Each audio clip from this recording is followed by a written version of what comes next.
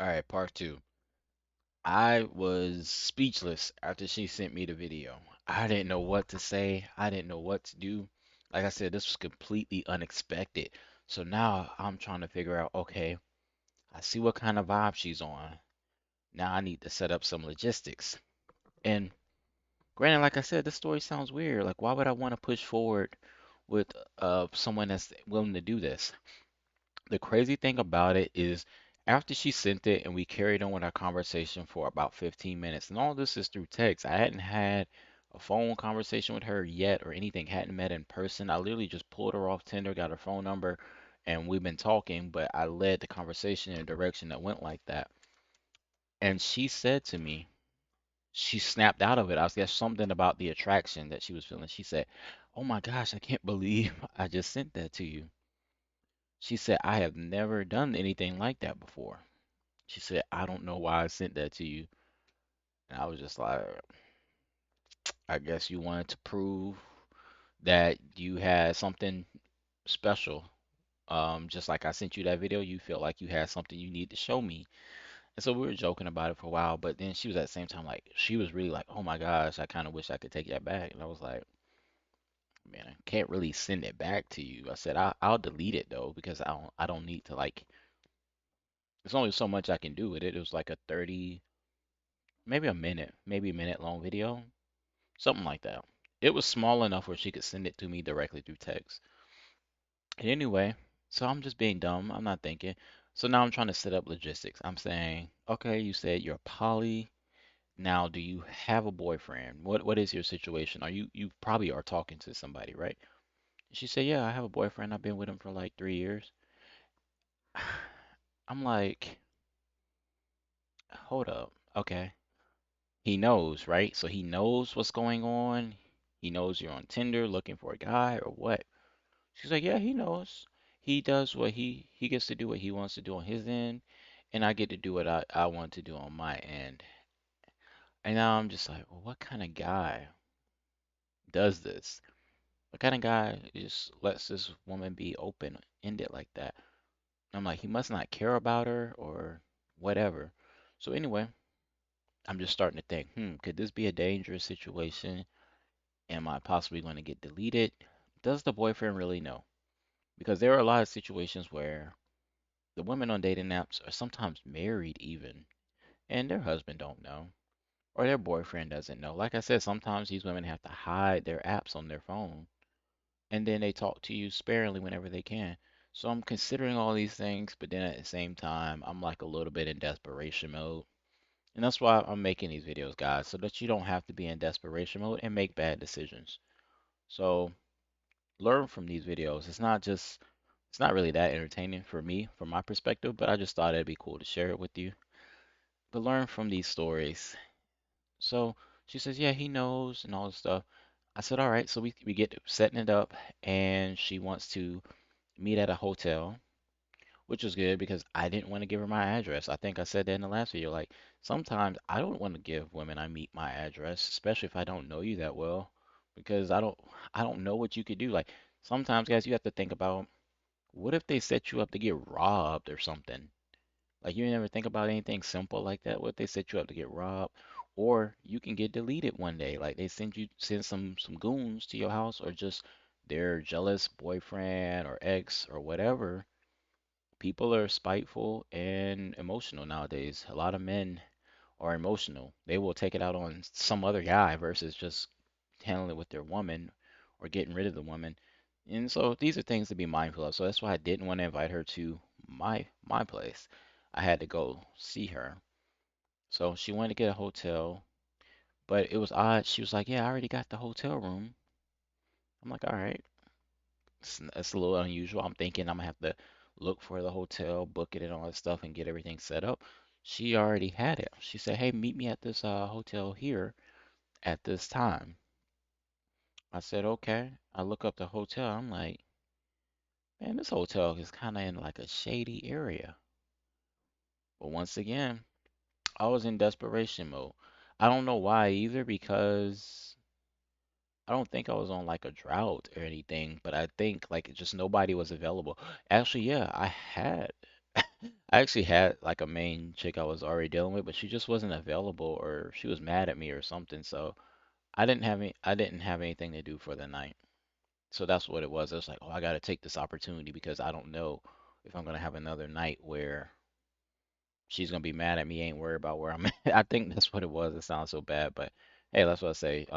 Learn from my stories. This is not representative of like how I am in every interaction these days, but I have been this way, and I've always expanded and learned. So I go to the shady hotel, and then she's like, "Yeah, the door's open. I'm in the shower, so you just walk in when you get here." I pull in, and the whole time I'm just on edge. I'm like, "Let me just handle my business and get out." Mind you, the whole time we were texting, this woman was already talking about how she thinks I'm good boyfriend material based on the stuff we were talking about because we had some common interests and things like that. And I'm like, I know that this girl that's sending me this type of video does not believe that I'm trying to wife her. I didn't give her any expectations of telling her that I was going to do something like that, but I'm like, there's no way that she believes this.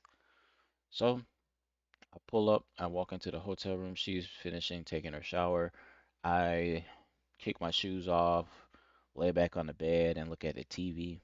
But the whole time it's just I'm looking around like want to make sure maybe it's not a setup where I'm gonna get jumped or something or get shot or robbed and I walk in here. So far everything seemed good.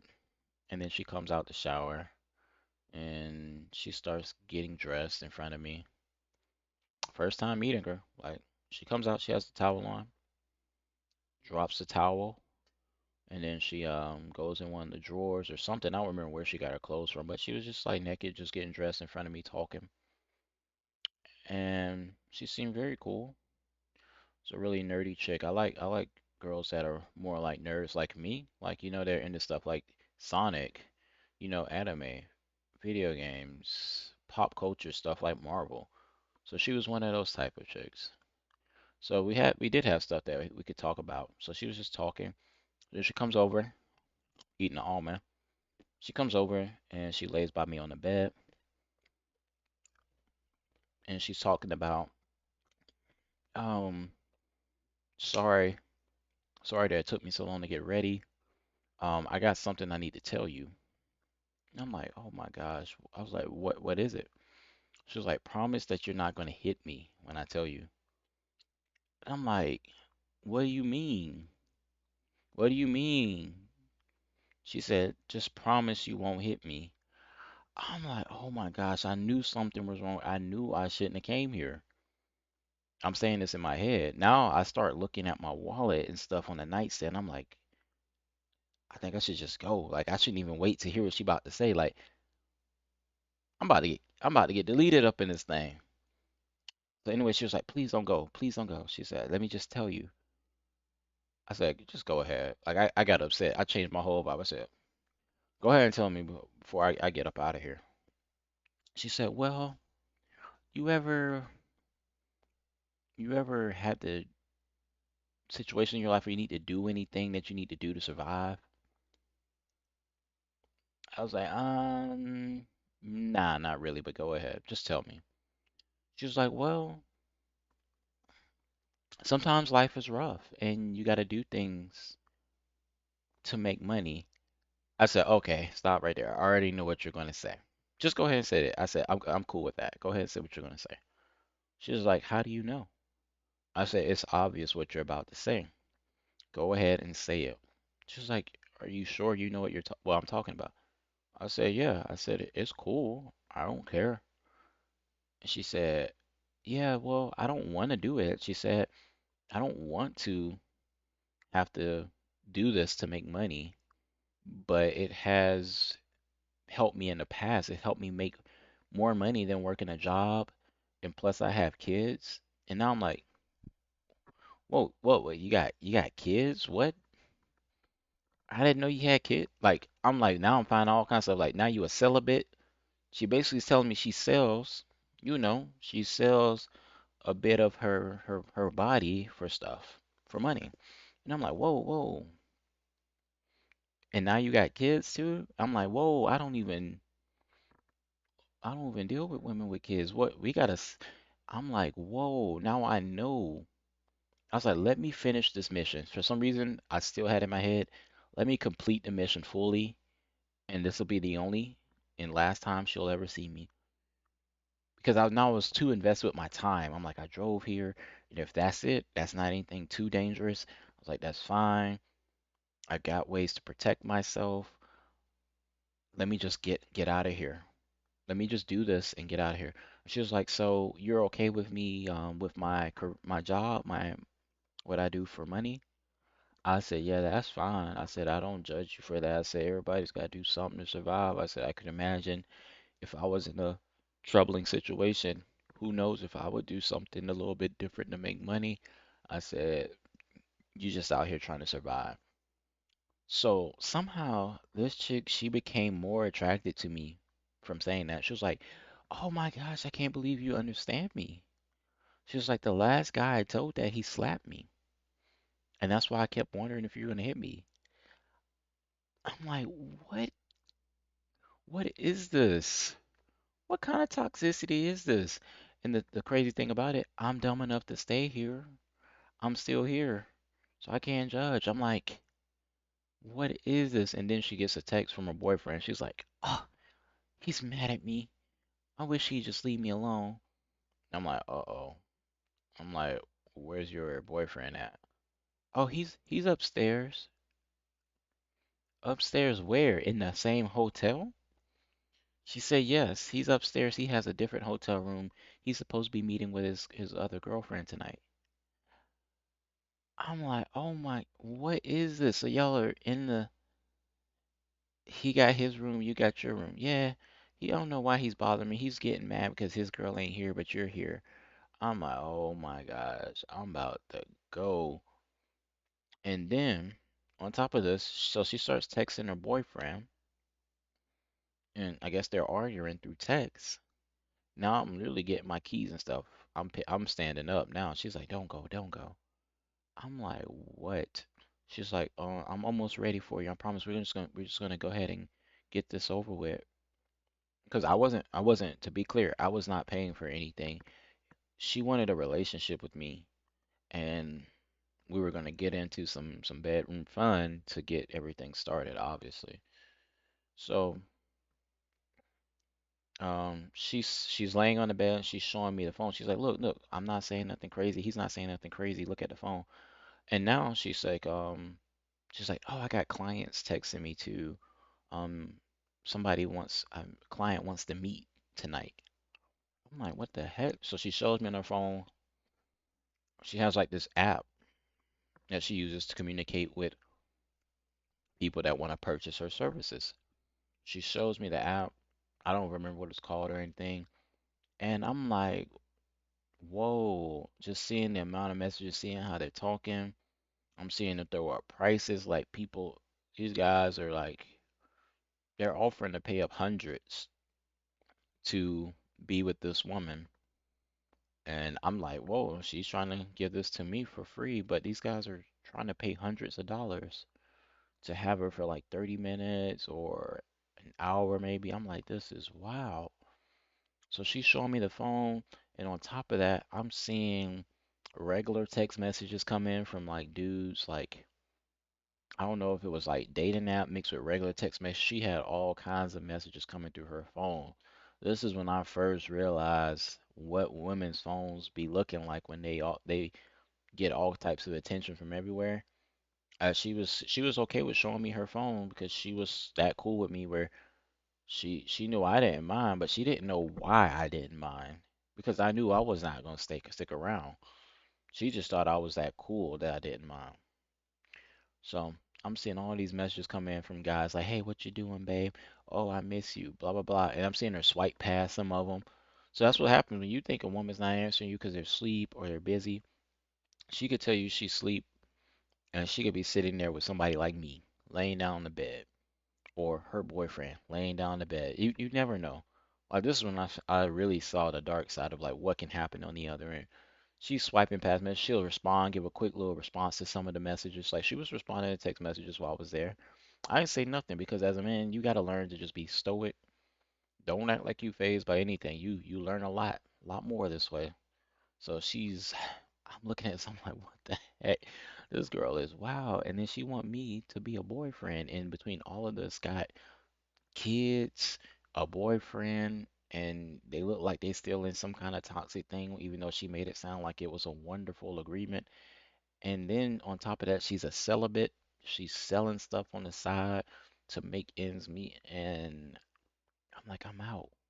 So she's like, can I meet with a client for like 30 minutes and you come back? I just told her, yeah. I said, yeah, you could do that. I said, she's like, all right, thanks.